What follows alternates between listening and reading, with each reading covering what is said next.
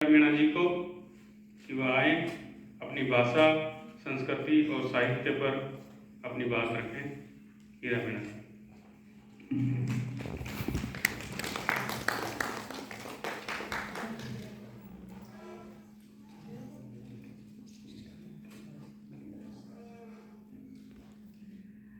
आप सभी को बहुत बहुत जोहार, आभार, अभिनंदन और तहे दिल से इस स्वर्ग की धरती पर बहुत बहुत अभिनंदन। मैं राजस्थान के मीणा समुदाय से हूँ। मीणा समुदाय जो देश भर में जाना जाता है कि पढ़ाई में सबसे आगे है, उसी समुदाय की मैं हूँ और हमारी मातृभाषा मेरी भाषा है। मेरी भाषा की 15 बोलियां हैं। माड़ी है, जगरोटी है, राठी है, ढूंढाड़ी है, हाड़ोती है, पचवारी है, सतवारी है। ये मीणा बाहुल्य क्षेत्र में बोले जाने वाली बोलियां हैं। इन बोलियों के साथ हमारी मातृभाषा मेरी भाषा का अस्तित्व जुड़ा हुआ है। मैं थोड़ा सा बताना चाहूँगी कि मातृभाषाएं हमारे लिए क्यों महत्वपूर्ण है, खास तौर से ट्राइबल समाज के लिए, आदिवासी समाज के लिए, इंडिजिनियस समाज के लिए। हम संसार भर में रहते हैं, लगभग हमारी आबादी 50 करोड़ है, हमारी भाषाएं 7,000 है। 7,000 भाषाएं, ये बहुत गर्व की बात है कि हमारे पुरखों ने हमारी अपनी भाषाएं दिए, बोलियां दिए, हमारी अपनी अदब और पहचान हमें दी है, और वो पहचान हमारी मातृभाषाओं में छुपी है। और ये हजारों सालों का ज्ञान भंडार है इन मातृभाषाओं में। इन मातृभाषाओं में हजारों लाखों सालों का ज्ञान भंडार समाहित है। या संसार के पुराने ज्ञान को आपको जानना होगा तो आदिवासियों की मातृभाषाएं और बोलियों को जानना होगा। ये तो बेहद जरूरी है। हमारे गुफा शैल चित्र और पुराने जितने भी ऐतिहासिक या सांस्कृतिक धरोहर है, उन सब में वो अस्तित्व देखने को मिलता है। और हमारी जो भाषाएं हैं वो कुछ सालों की या हजारों सालों की नहीं है, लाखों सालों की है। जैसे मैंने कहा, मीणा समुदाय से हूँ। मीणा समुदाय राजस्थान से बिलोंग करता है। राजस्थान में अरावली पर्वतमाला है। अरावली पर्वतमाला आप लोगों को पता है संसार की सबसे पुरानी पर्वतमाला है। तो सोचिए, पुरानी पर्वतमाला में रहने वाले बाशिंदे कितने पुराने होंगे, उनका ज्ञान भंडार कितना विस्तृत होगा। ऐसे ही हम सब आदिवासियों के पुरखों ने अपनी अपने जगहों पे, अपने अपने क्षेत्र पे, अपने अपनी संस्कृति के साथ वो ज्ञान भंडार अपनी मातृभाषाओं और बोलियों में बहुत विस्तृत रूप में, मौखिक रूप में छोड़ा है। तो उस मौखिक रूप को या उस वाचिक रूप को एकेडमिक लोग इसको लोक साहित्य बोलते हैं, लेकिन मैंने वंदना जी से और पंकज सर से सीखा है, जाना है कि हम आदिवासी इसको पुरखा साहित्य कहते हैं, क्योंकि हमें पूर्वजों से मिला है, हमें मौखिक रूप में मिला है। ये हमें संसार की पीढ़ी दर पीढ़ियों से ये ज्ञान परंपरा मिली है। हमारी दादी नानी या दादा नाना से वो परंपरा चली आ रही है, जो हमारी मातृभाषा और बोलियों में समाहित है। तो जो मेरी भाषा है वो उसकी जो बोलियां बताई हैं वो उस तरीके से उन बोलियों का विस्तार क्षेत्र है, एरिया वाइज है। उसकी छोटे छोटे गीत मैं आपको सुना के बताना चाहूंगी कि मेरी भाषा कैसी है। जैसे हमारे पूर्वजों को प्रमुखता दी जाती है, या पूर्वज और प्रकृति को पहले माना जाता है या सर्वोपरि है, इसीलिए हम पुरखा को या पुरखोती साहित्य भी कहते हैं। अपने साहित्य को वाचिक साहित्य के साथ पुरखोती साहित्य भी कहते हैं। आदिवासी अपने पुरखों से जो ज्ञान परंपरा, जिस ज्ञान का वो अर्जन कर रहा है, जिसको लिखित रूप में लिख रहा है, उसको पुरखोती साहित्य का भी नाम दे रहा है, वाचिक साहित्य या पुरखोती साहित्य। इस साहित्य में आपको संसार के सबसे जीवंत और मानवीय ज्ञान परंपरा मिलेगी, क्योंकि हमारे पूर्वजों ने जो जीवन जिया है, जो संघर्ष किए हैं, प्रकृति और जीव जंतुओं के साथ जो तादाद स्थापित किया है, जो संबंध स्थापित किए हैं, वो संबंध आपको उन गीतों में, उन बोलियों में आपको देखने को मिले। चाहे नदियां हो, पहाड़ हो, जंगल हो, पेड़ हो, बकरी हो, कोई सा जानवर हो, कोई सी भी परिस्थितियां हो, खाई हो, दर्रे हो, रेगिस्तान हो, वो सब आपको उन गीतों में देखने को मिलेंगे। जैसे मैं छोटे छोटे गीतों के अंदर बताती हूँ। डोंगर चालूंगा जी थारा दूध के पाछे, थारा दूध के पाछे, अरे सास रो साजाई रे मारी हिम्मत के पाछे, मारी हिम्मत के पाछे। देखिए जो महिला है वो कह रही है कि मैं 4 डूंगर उबाल के आई हूँ। किस वजह से? कि मैंने आपका दूध पिया था। तो हमारे दूध और खून को हमारे पूर्वजों ने हमारे अंश में छोड़ा है, हम उन्हीं के वारिस हैं।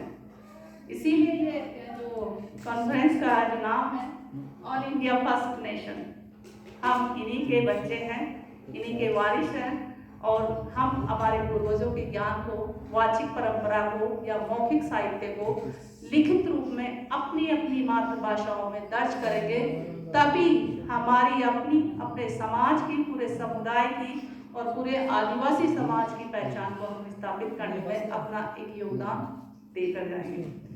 एक छोटा सा गीत और है। काली बादली बायली धीरे छोड़ बरखा, धीरे छोड़ बरखा, हरी लेब आव लोरी परण्यो मारे घर का, लेब आव लोरी परण्यो मारे घर का।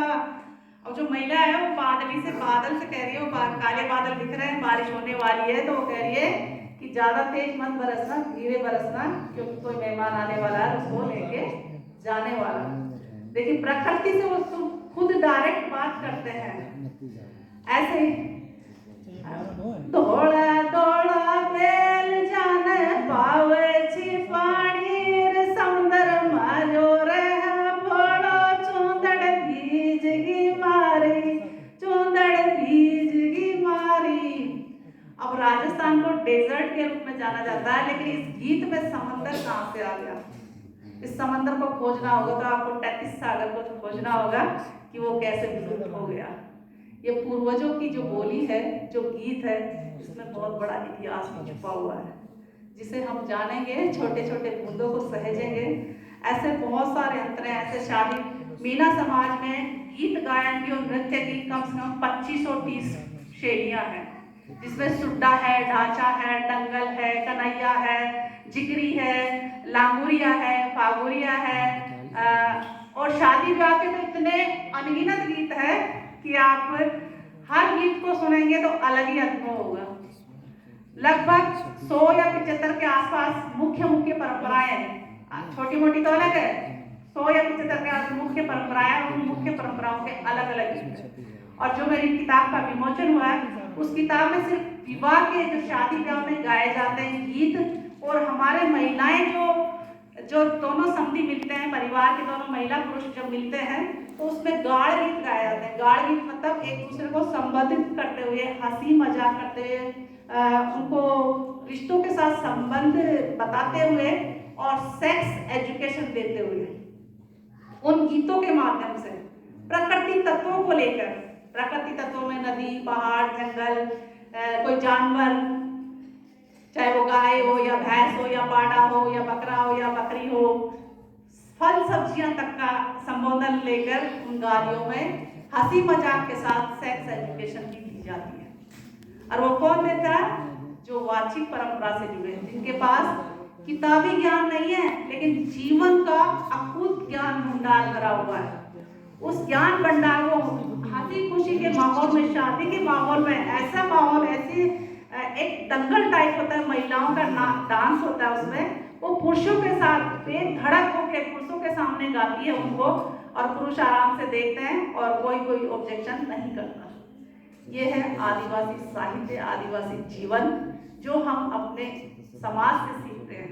समाज ने अपने पुरखों से सीखा है, और ये पुरखों का ज्ञान एक पीढ़ी का नहीं है, कई पीढ़ियों का है, हजारों पीढ़ियों का है, और ये सदियों से ये परंपरा चली आई है। तो हमें इन सब चीजों को जानना होगा, सीखना होगा, और अपनी अपनी मातृभाषाओं और बोलियों में इसको दर्ज करके लिखित साहित्य के रूप में आने वाली पीढ़ियों को धरोहर के रूप में देना होगा, और अपनी समाज की पहचान के साथ आने वाली पीढ़ियों की पहचान को भी बचाना होगा।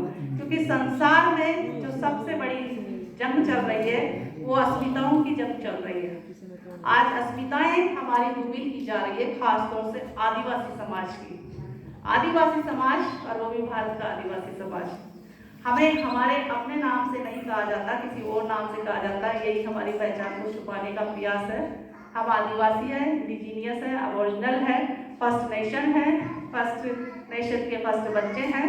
तो हमें अब अपने स्तर पर इस पहचान को स्थापित करना होगा और एक साहित्यिक फोरम भी हमें खड़ा करना होगा, ताकि हम अपनी मातृभाषाओं और बोलियों का संरक्षण करते हुए उस ज्ञान परंपरा को हम उसको स्थापित कर पाएँ, उसको स्टोर कर पाएँ और उसको मतलब संरक्षित करके आने वाली पीढ़ियों को धरोहर के रूप में दे पाए। क्योंकि धरोहर को जानने के लिए वो माहौल अब बचा ही नहीं। जो पीढ़ी है पुरानी, उस पीढ़ी से हमारा संपर्क, आने वाली पीढ़ियों का उनका संपर्क भी कट जाएगा।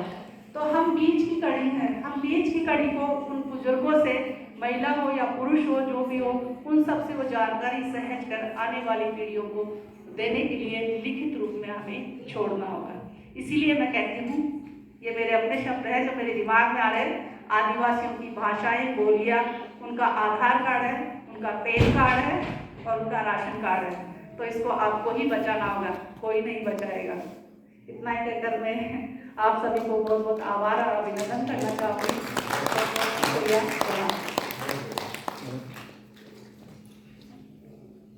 मेरी भाषा और मातृभाषाओं की बात करते हुए हीरा मीणा जी ने हमें कुछ गीत भी सुनाए। धन्यवाद हीरा जी। अब मैं